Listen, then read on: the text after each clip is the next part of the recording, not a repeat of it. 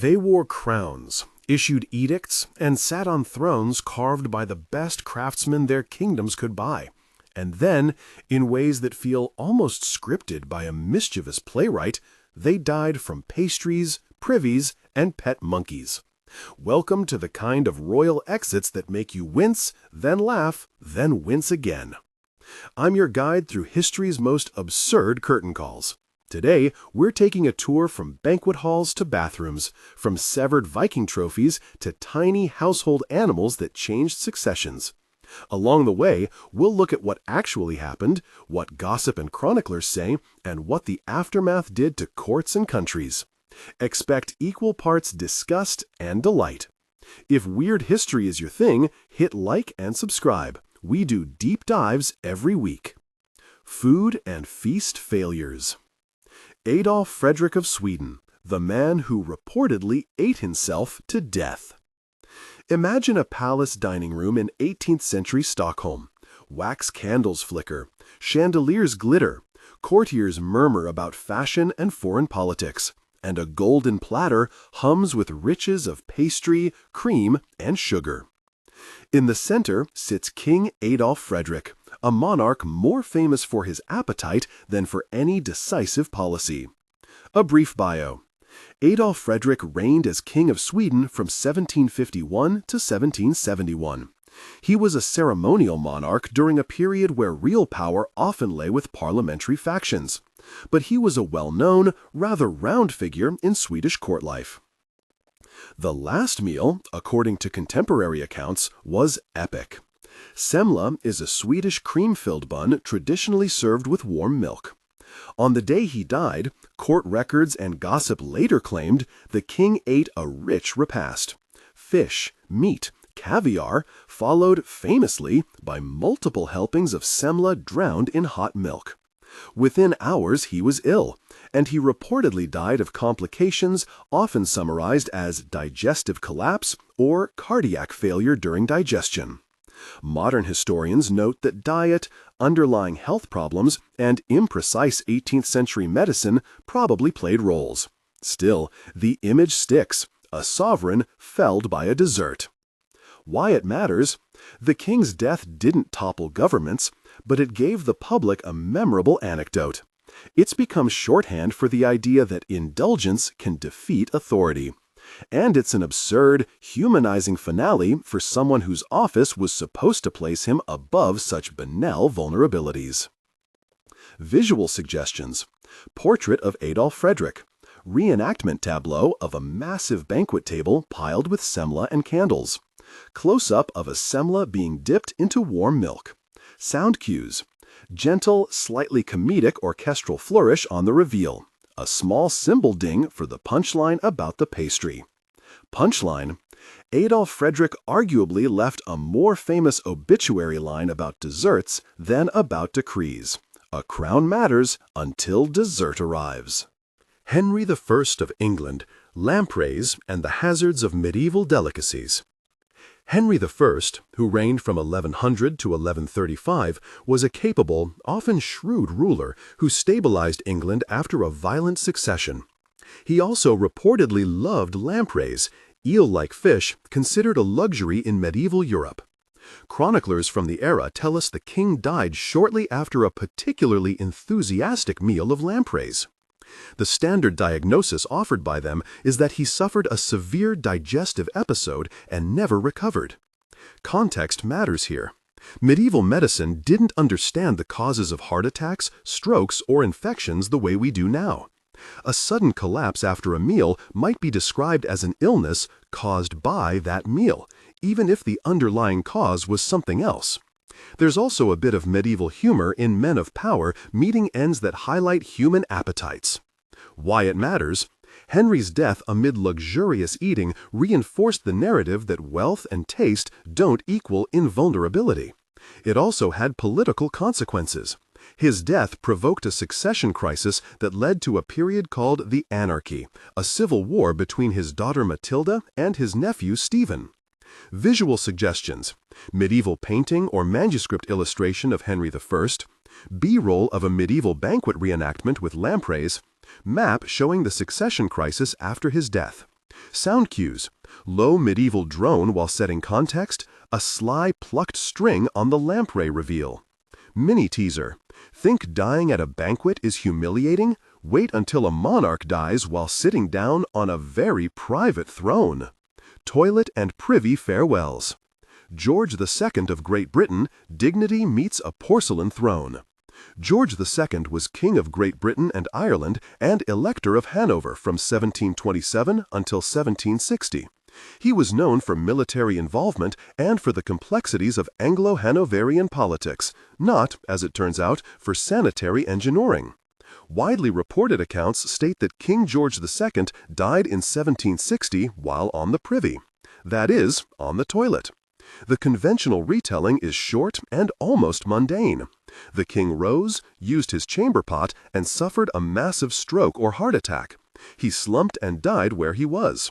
For a monarch famous for bearing himself with gravity and pomp, the final image is disorientingly domestic.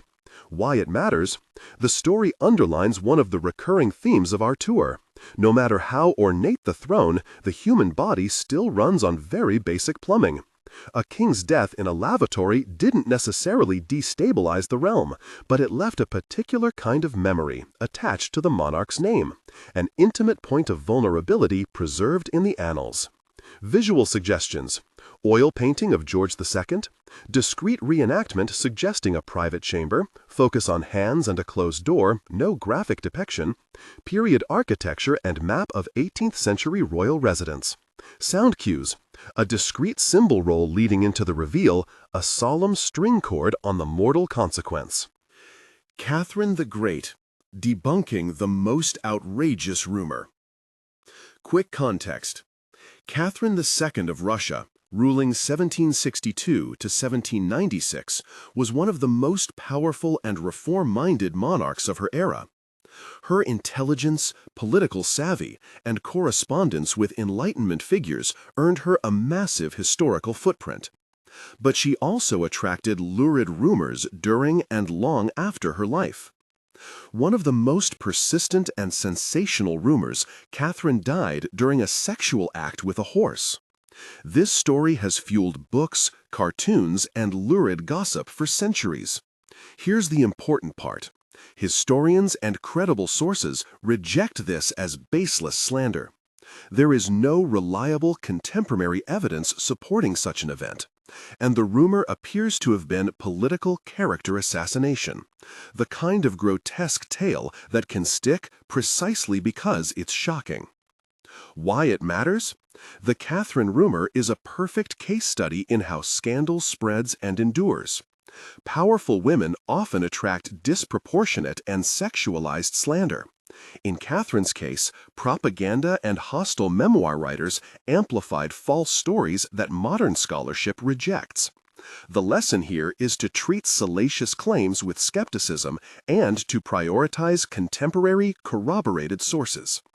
Visual suggestions: formal portrait of Catherine the Great, contemporary satirical prints that hint at how gossip circulated, a bookshelf or letters to emphasize her correspondence with Enlightenment thinkers. Sound cues: a brief corrective musical sting when debunking the rumor, neutral piano underscoring the scholarly correction. Edmund II, Edmund Ironside, a privy assassination that reeks of politics. Edmund II, commonly called Edmund Ironside, was King of England in 1016. He spent most of his brief reign fighting off Danish invasion and negotiating uneasy truces. One of the most vivid accounts of his death suggests he was murdered in a privy. According to some medieval chroniclers, assassins or a concealed attacker struck him while he was in a latrine. Other historians caution that sources differ. Some indicate he might have succumbed to wounds suffered in battle, or died under suspicious circumstances at a later time. The medieval record is murky. Why it matters? Regardless of the exact mechanics, the idea of a king killed in a privy fits a pattern where vulnerable moments became opportunities for violent change. It also had immediate consequences. Edmund's death led to the Danish king Canute consolidating power, shifting the balance in England. Visual suggestions: Anglo-Saxon manuscript illustration. Subtle reenactment hinting at a cramped wooden latrine. Map of 11th century England showing shifting control. Sound cues. Sparse, slightly tense strings to underline uncertainty. A whispered, according to chronicles, as a soft audio motif. Mini teaser. A throne is public, but history shows private rooms can be deadly. Up next, pets and trophies that turned into lethal little agents of fate. Animal and bizarre accidents. King Alexander of Greece, a monkey bite and an unexpected turn. Alexander I of Greece had a short, tumultuous life and reign, 1889–1920. He became king during a fraught period of Balkan politics after World War I, navigating alliances and national tensions. The story historians most often repeat is that he was bitten by a pet monkey owned by his English wife, Queen Aspasia's entourage, or possibly kept as a pet in the palace. The wound reportedly became infected, developing into sepsis. Despite attempts at treatment, this was the early 20th century with antibiotics not yet in routine use. The infection spread and the king died. Why it matters? Alexander's death altered Greek politics at a critical juncture, contributing to instability and a change in leadership during an already volatile post-war era. It also exemplifies how a seemingly small domestic accident, an animal bite, can echo into geopolitics. Visual suggestions. Black and white photos of Alexander. Period palace interiors with the sort of pets wealthy families kept. Close-up of a small wound on a hand or an old medical illustration of infection. Sound cues. A small, almost childlike pluck of a violin when mentioning the monkey. Deeper strings for the political fallout. Punchline. Monarchs make treaties. Sometimes their pets make headlines. Sigurd the Mighty, a Viking trophy that backfired. This one reads like a cautionary folktale. Sigurd Eysteinsson, also called Sigurd the Mighty, was a 9th century Norse earl famed in sagas for his victories. The saga tradition tells a story. After slaying an enemy, Sigurd strapped the defeated earl's severed head to his saddle as a trophy. One of the fallen man's teeth supposedly stuck out. As Sigurd rode, the tooth grazed his thigh, embedding itself and eventually causing an infection. The wound festered and he died from the ensuing illness. We must be careful. This account comes from saga literature, narrative sources that mix history and legend. Sagas often preserved kernels of real events, but embroidered them for moral effect. So, we say, according to Norse sagas, he died after an infection caused by a dislodged tooth rubbing his leg. Historians consider this plausible in terms of how infections could start, but the tale's vivid details likely carry symbolic weight: humiliation, the price of brutality, poetic justice. Why it matters? The Sigurd story functions both as an anecdote about physical vulnerability and as narrative justice in oral history. It illustrates how small, unforeseen physical consequences can sideline even the victorious. Visual suggestions. Stylized Norse artwork or runestone imagery. Reenactment with a focus on the saddle and the tiny tooth rather than gore. Landscape footage of rugged Scottish or Norwegian coastlines. Sound cues. A low, foreboding horn on the trophy reveal. A folk string lament when the infection sets in. Mini teaser. From trophies to tanks. Next, we'll cover rulers undone by the very technology they loved. James II of Scotland, when artillery went rogue. James II of Scotland reigned from 1437 to 1460. He was a king with a taste for modern military innovations. Cannons and artillery were changing warfare, and James embraced them enthusiastically during sieges. During the siege of Roxburgh in 1460, an early cannon, still a relatively new and unpredictable piece of technology, reportedly exploded or misfired. James was struck by flying metal or crushed in the accident, and later died from his wounds. Early artillery could be as dangerous to the operators as to the enemy. Metallurgy and manufacturing inconsistencies made accidents distressingly common. Why it matters. James's death is an era-appropriate reminder that technological adoption carries risk.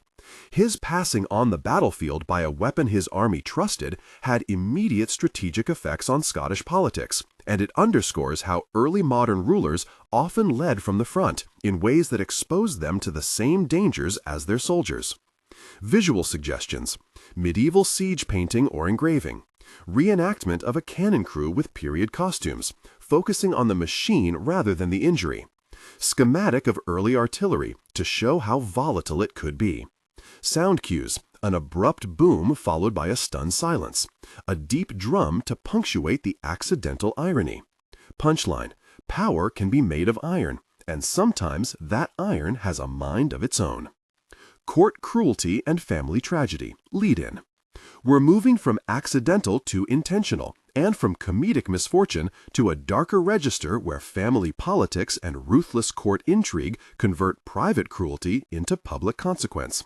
Coming up, a story of a royal heir sealed in a chest. It's not slapstick. It's one of the most disturbing and politically charged exits on our list.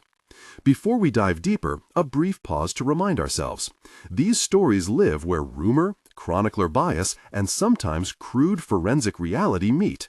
We'll try to separate the parts historians accept from the parts that sound like court gossip amplified by enemies.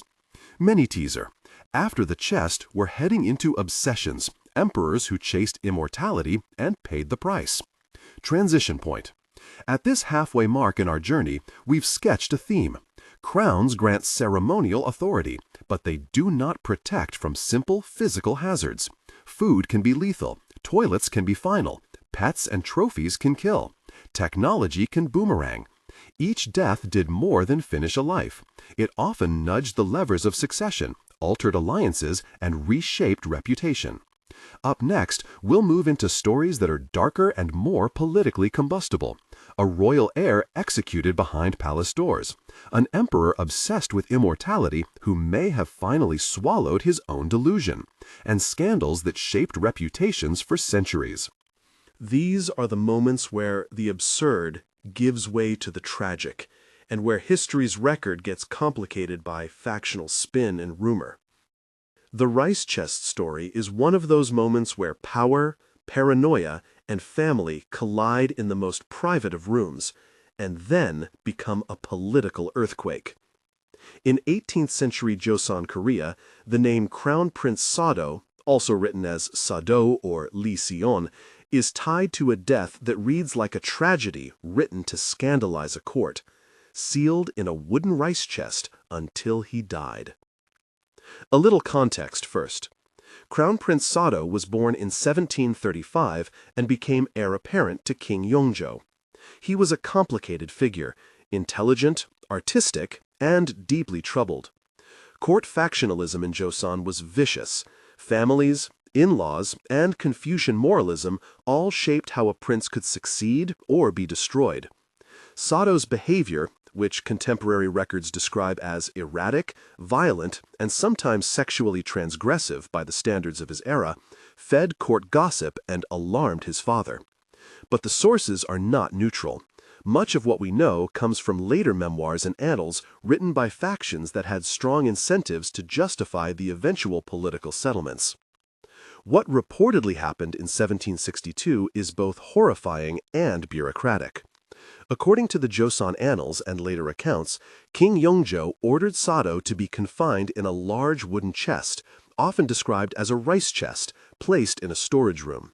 The official order, in some versions, came after Sado's behavior supposedly endangered the royal family and the stability of the court.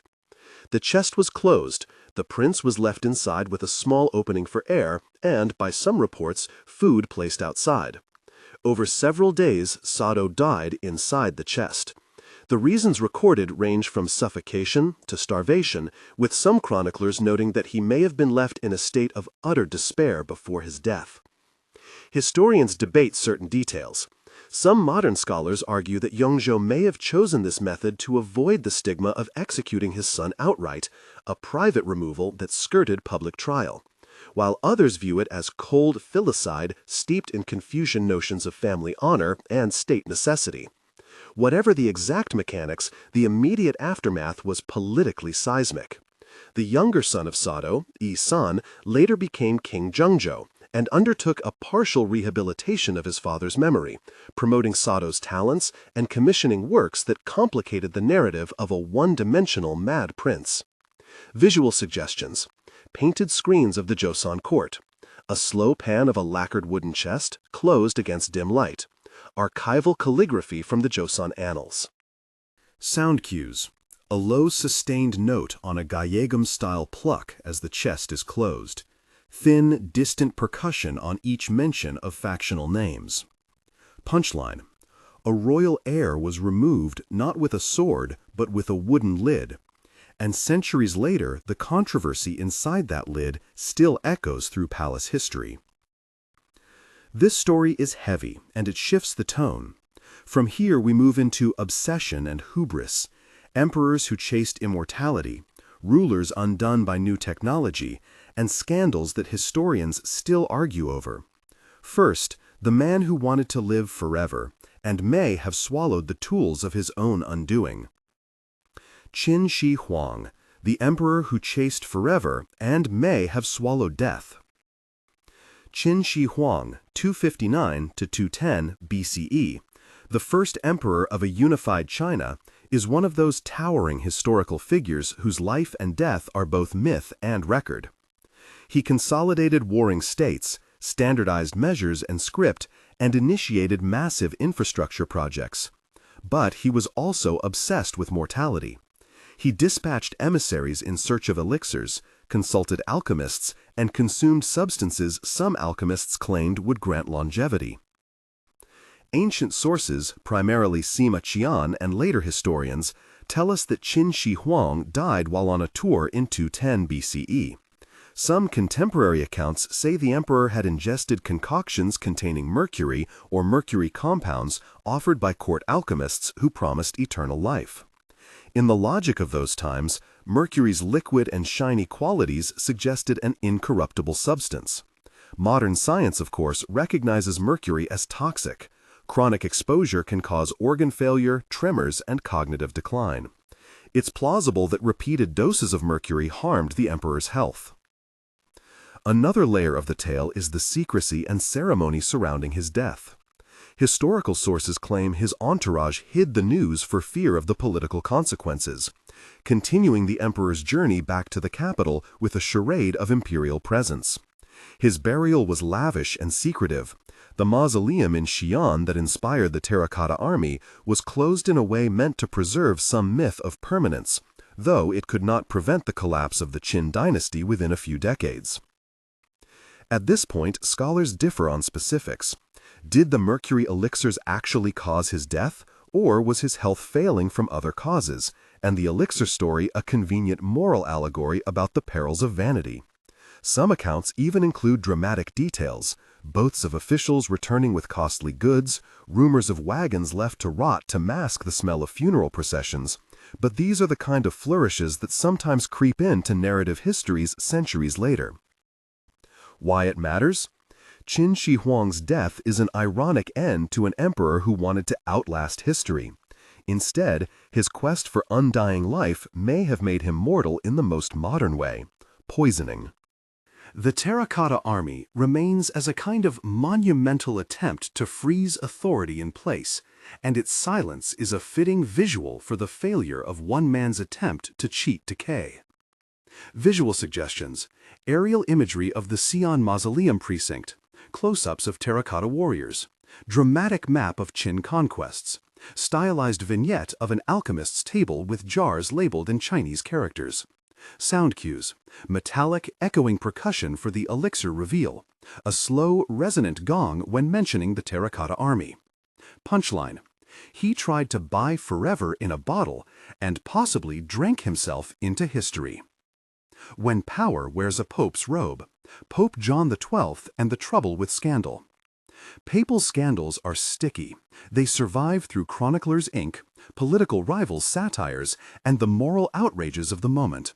Pope John XII, Pope from 955 to 964, is one of the medieval pontiffs whose reputation became the subject of lurid storytelling. John XII was young when elected and effectively served as a secular ruler in addition to being pope. Liutprand of Cremona, a contemporary diplomat and chronicler with a sharp pen and his own political angles, paints John as reckless and immoral. According to Liutprand, John died suddenly in 964, reportedly while engaged in an affair with a married woman, when he either suffered a stroke or was murdered on the spot. Liutprand's narrative is spicy and designed to scandalize. His aim was often to discredit certain figures politically. Modern historians treat Liutprand with caution. He provides valuable color, but he was not a neutral observer. His accounts reflect factional disputes between secular princes and papal authority. Alternative explanations for John's death exist, ranging from sudden illness to assassination motivated by power struggles. The core lesson is methodological.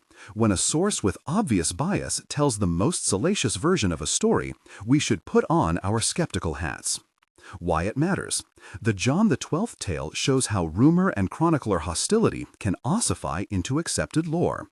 Popes, who embodied both spiritual and temporal power, were especially vulnerable to scandalous portrayals, because their enemies could weaponize moral outrage as a form of political attack.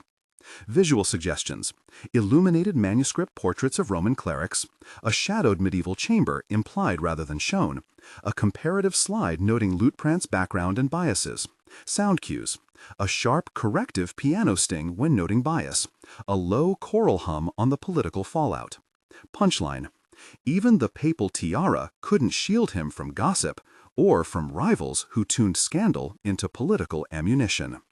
A royal who died laughing, Martin of Aragon and the danger of too much mirth. According to certain chronicles, during a banquet or entertainment, he laughed heartily at a story or joke and suddenly collapsed, a description that chroniclers framed as apoplexy or a fatal stroke. This kind of anecdote sits somewhere between medical possibility and moral storytelling. A sudden cardiac event triggered by vigorous laughter is medically plausible. Laughter can, in rare cases, trigger arrhythmias in susceptible individuals. But medieval accounts often use the motif of died laughing to add a theatrical note to a sovereign's end. Some chroniclers meant it as irony. The man who ruled with magnanimity was undone by a moment of human joy. Why it matters. The Martin story is an odd curio that underlines a larger point: the ways medieval chroniclers shaped the memory of rulers by choosing emblematic endings. Whether Martin literally laughed himself to death or simply died suddenly while laughing, the image has held.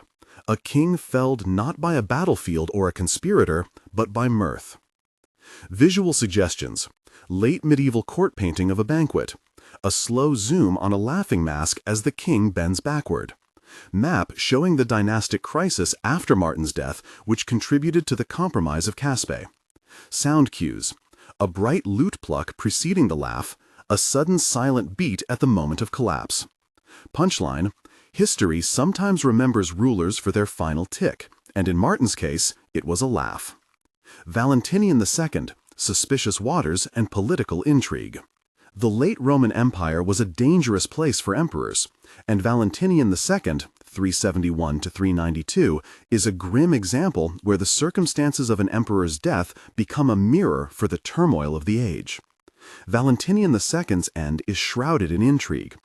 In 392, he was found dead in his residence under circumstances that ancient sources variously describe as suicide, accidental death, or assassination. Contemporary accounts implicate his magister militum, Arbogast, in what many modern historians call a politically motivated killing, or at least in a cover-up. Some sources say Valentinian was found hanging in a basilica. Others imply he was killed in a bath or struck down. The truth is hard to nail down, because surviving accounts were penned by political partisans or later historians with agendas. Why it matters. The emperor's death precipitated a tense power vacuum and the rise of other claimants, accelerating the loss of centralized imperial control in parts of the West. The main takeaway is not the grisly detail, but the political function of such stories. Murky ends often become tools for rivals to justify seizure of power. Visual suggestions: late antiquity mosaics, schematic timeline of imperial claimants after Valentinian's death, implied imagery of a dimly lit basilica, sound cues, ominous low strings to underline uncertainty, a single sharp chime when noting Arbogast's name. Punchline. In late Rome, the water in the tub was often less dangerous than the political currents around it. Elagabalus, youthful eccentricity and a violent end. Elagabalus, 204 to 222 CE, was a Roman emperor whose reign was short and scandalously recounted by hostile sources. He ascended as a teenager and brought the worship of the Syrian sun god Elagabal into Rome, much to the dismay of traditional Roman elites. Ancient historians like Cassius Dio and the author of the Historia Augusta recorded Elagabalus's eccentricities, religious innovations, theatrical displays, and claims about personal identity, with a mixture of fascination and moral outrage. His death came at the hands of the Praetorian Guard. In 222, soldiers assassinated Elagabalus and his mother, and the young emperor's body was disposed of. Some accounts say thrown into the Tiber. Again, the recorded anecdotes are selective and shaped by the biases of senators and military chroniclers who despised his Romanizing of Eastern cults and whom he had alienated politically. Why it matters. Elagabalus's fate is both a cautionary tale about court excess and a window into how gender, religion, and cultural prejudice color historical memory. The violent, bureaucratic end, the killing by the guard, and the erasure of his acts fits a pattern in Roman history where unpopular emperors were physically removed and then scrubbed from official life. Visual suggestions: coin imagery and statuary fragments from the Severan period, an atmospheric recreation of a Roman street as Praetorians gather, carved reliefs representing ritual processions, sound cues, rattling bronze to signal Praetorian armor, a sudden collective exhale upon the assassination. Punchline: when the capital disapproved, the Praetorians answered with finality. Charles II of Navarre, poison, pyres, or publicity. Charles II of Navarre, 1332 to 1387, nicknamed the Bad, earned his moniker through a career of treachery and shifting alliances in the fraught politics of medieval France and Navarre. His reputation for duplicity invites scandalous tales, and some accounts claim his end was as chaotic as his life, bandaged and alight or poisoned in layers of rumor. Various chronicles and later retellings speak of wounds, bandages, and even an accidental fire involving lit candles near soaked bandages, a medieval hazard certainly plausible in dark, oil-lit chambers. Yet other sources emphasize poisoning plots and political eliminations.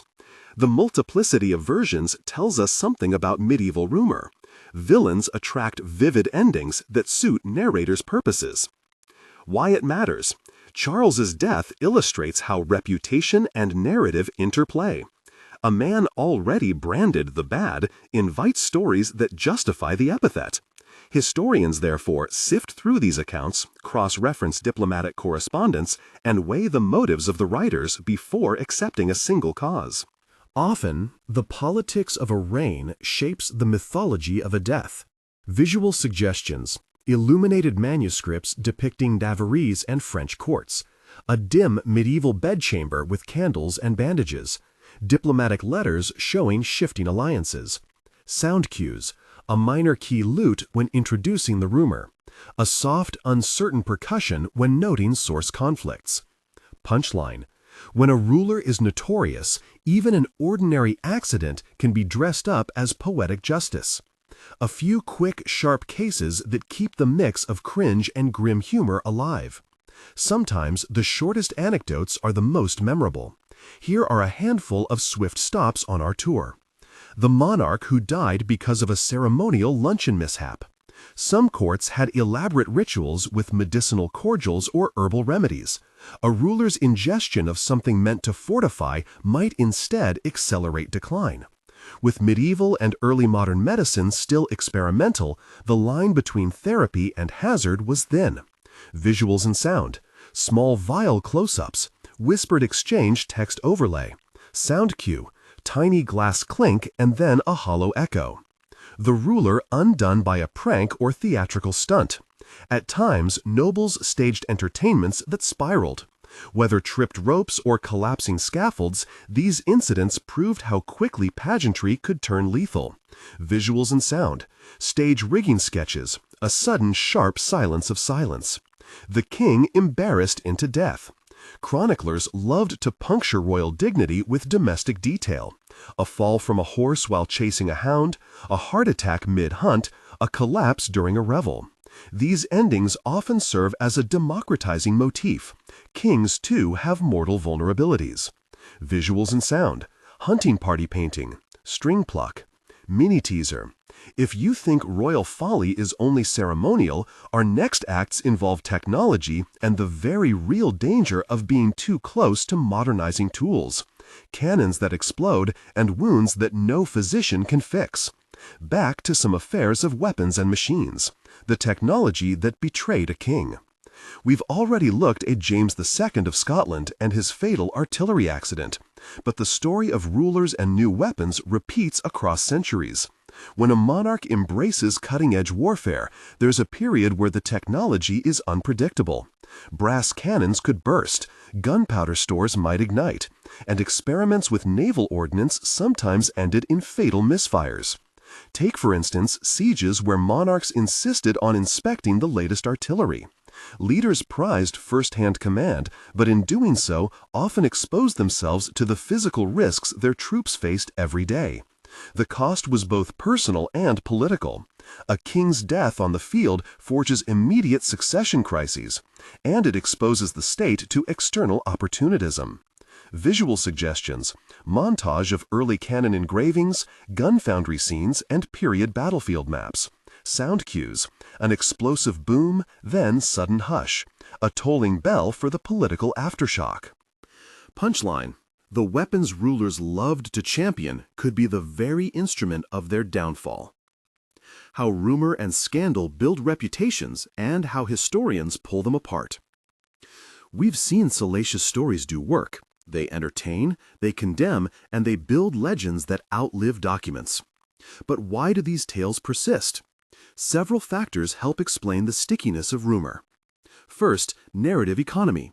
A single memorable image, died on the toilet, killed by a monkey, sealed in a chest, compresses an entire political crisis into a digestible moral. Second, partisan motive. Enemies circulate lurid claims to delegitimize rulers or successors. Third, human psychology. People prefer stories with a twist, especially ones that puncture pump with everyday vulnerability. The historian's job is to unpack these stories. That means checking the biases of chroniclers, comparing independent sources, and applying forensic reasoning where possible. Sometimes the evidence supports the bizarre anecdote, often it complicates or weakens it. Mini teaser. We've done bloodless satire and tragic family violence. Up next, a rapid-fire montage of the strangest, shortest, and most ironic royal curtain calls that still make people gasp and laugh when they hear them. Irony montage. Small exits, big rememberings. A ruler best remembered for a splinter. In some cases, kings died from infections after small wounds, like splinters or scratches sustained on campaign. The detail makes for an odd epitaph. Mighty man felled by a sliver. Visual and sound. Macro of a splinter, a light sting. A monarch collapsing mid-debate. A king who wrote laws or sat in court might die in the middle of adjudicating a case. The contrast between statute making and sudden human failure is, for chroniclers, irresistible. Visual and sound. Parchment scrolls. Inkblot sound. A sovereign felled by a lover's quarrel or household brawl. Court life was complicated. Violence that started in personal quarrels could escalate into fatal episodes. Sources often use such moments to signal moral failure or political vulnerability. Visual and sound, dim corridor, muffled thump and replaced with silence. A king removed by his own guards for incompetence or scandal. The Praetorians and their medieval analogues were frequently decisive.